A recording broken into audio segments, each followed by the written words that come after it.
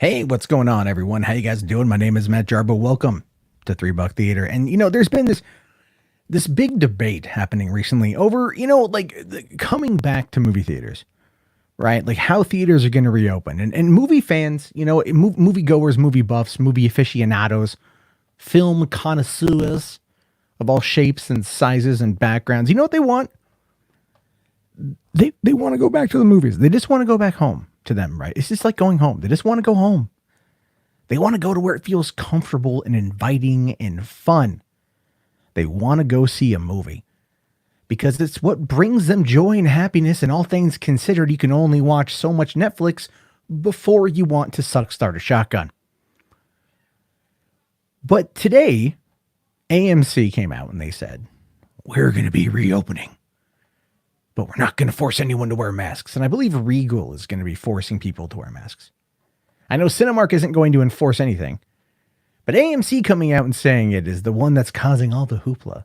It's the one that's causing all the, oh my God, no, not AMC. What are you doing? And the reason's getting mocked pretty heavily, but I get it. I get it. I understand. I get it. They don't want to be political, guys. They don't want to be seen as political. They don't want to be called in to the political principal's office. Have them sit there with, furrow their brow and go, well, AMC, why aren't you engaging in the political discourse over COVID? For some reason, they're Scottish. I have no idea. I get it. AMC has had a rough ride recently. I mean, there's been all the conversation. Are they going to close? Are they just going to run out of money? I think they're getting ready to file bankruptcy, or they already did file bankruptcy. They don't know if they're going to survive. And so because they are literally stuck between a global pandemic and a hard place, they are choosing the hard place position by not requiring face masks.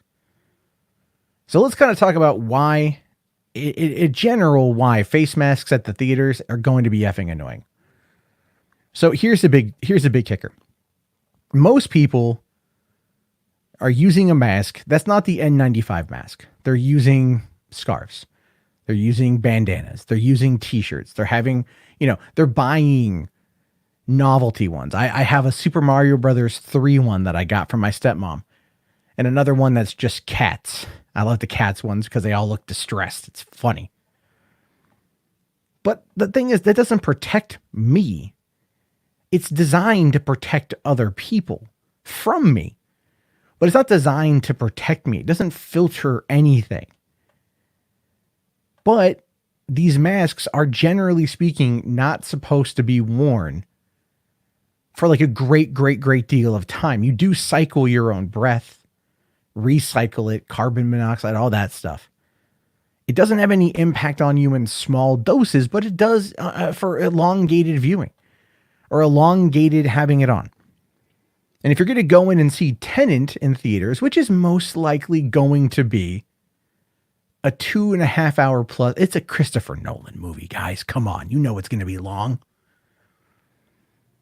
People aren't going to want to sit there and have a mask on for 2.5 hours while they watch this thing, especially if they're trying to get something to drink, because they got to lift their mask in order to reach over to get something to drink. They want to get the popcorn.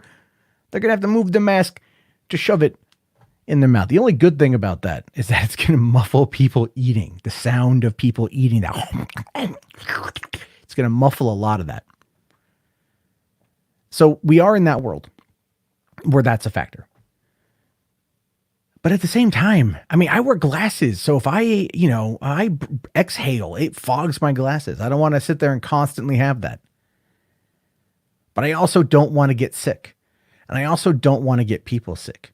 And that's the biggest problem, is how do we weigh our selfish needs for a cathartic release of watching a movie up against people who may not be able to protect themselves? They might have an autoimmune problem.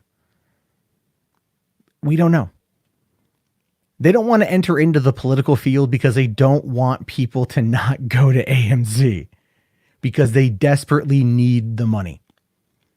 And that's really what it boils down to here. They don't want to alienate a large portion of Americans who are not going to wear a mask regardless. You know, there was that Trump supporter who got booted off an airplane for not wearing a mask. You've seen Trump supporters, you know, not wear masks in Costco and get kicked out. I met a COVID-19 truther outside of an Applebee's. Guy wasn't wearing a mask. I mean, to be fair, I wasn't either because I got lazy and forgot. It's still a habit I'm trying to build. But the guy was like, the disease isn't real. The disease doesn't exist.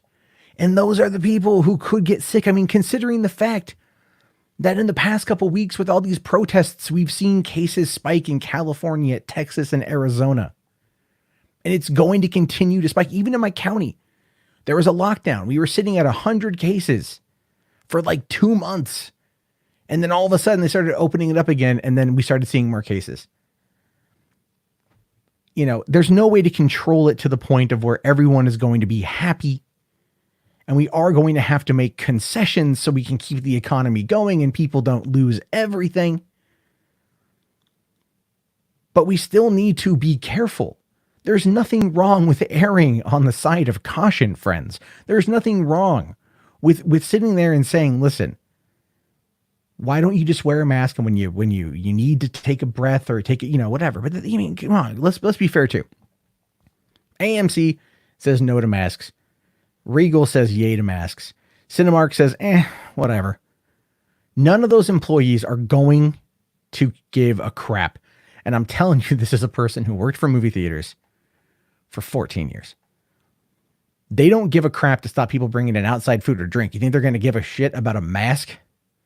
Because they're not going to want to go cause a scene during a movie. Because all it's going to take is one person to cause a scene, to crash an entire screening. And then that is potentially money lost for giving out refunds or giving out free tickets to come back. So they're not going to want to deal with it because, for one, they're not paid enough money to deal with it. You're asking minimum wage employees who've just spent the last couple months dealing with all this from home, who just want to work and pay their damn bills. And you're asking them to get in and basically act like the mask police. They're not going to do it. They don't make enough money to care. Now, you might get some managers that are a bit overzealous and dickish. I should know. I'm one of those types. And that ends up being the bigger problem, is that it's going to be an issue. And they don't want to deal with it because they don't want the bad PR, but the bad PR is going to happen regardless. The thing is, there's a solid 30 some odd % of this country that thinks it's a hoax. And those 30 some odd % might pay money to go see movies. So AMC is gambling with not only people's safety, employees' safety, the health of its customers and its people, but they're dabbling in it, trying to not engage in politics, which is a load of crap, and you know it.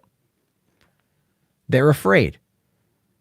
They're afraid, and this is not going to work out well for them.